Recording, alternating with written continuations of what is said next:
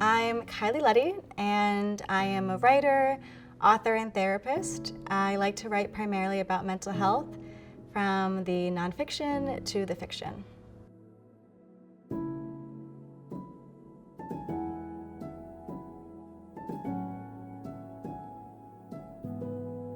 I found out a few days before my 17th birthday that Kait had gone missing, but we weren't sure what that meant. We just couldn't find her. So it took a few days for the police to kind of patch together what had happened. And we ended up finding out that she had taken her own life, but it took us like a long time to get there.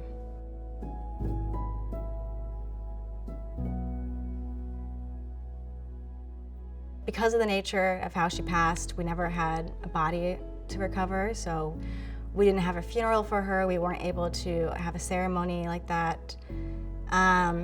And it's just, I think there's probably things we could have done, but again, it was just so much uncertainty around it that we just decided not to. And that really hurt, because I think Kait deserved and deserves that kind of memorial for herself. And I think a lot of what I've been trying to do with my writing has been to do that in a sense.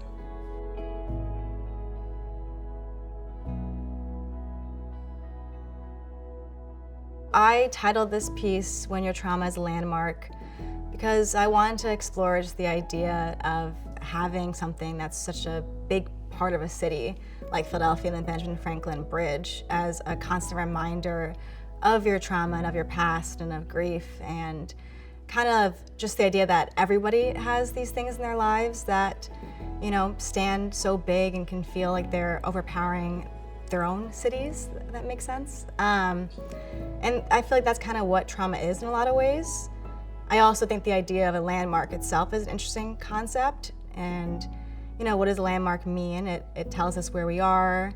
It's a location for us to kind of gauge how far we've come and, you know, to our direction. So I thought that was interesting to compare that to trauma, and the idea that trauma can maybe be something that directs us or can show us where to go and how far we've come.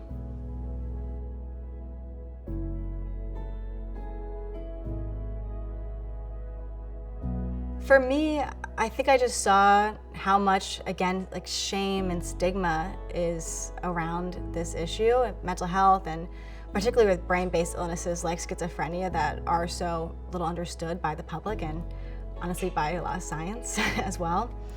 And I think I saw that and I wanted to push against that. For me, when I feel something that's stigmatized or there's shame around and I don't think it should be there, I just want to kind of push on that a little bit with my writing.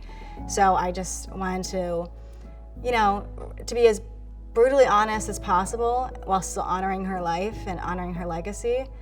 So I wrote this book about her. It's called The Perfect Other, a Memoir of My Sister. And it's about, you know, mental health and neuroscience and what's wrong with the mental health care system, but it's also just about our love for each other and about sisterhood.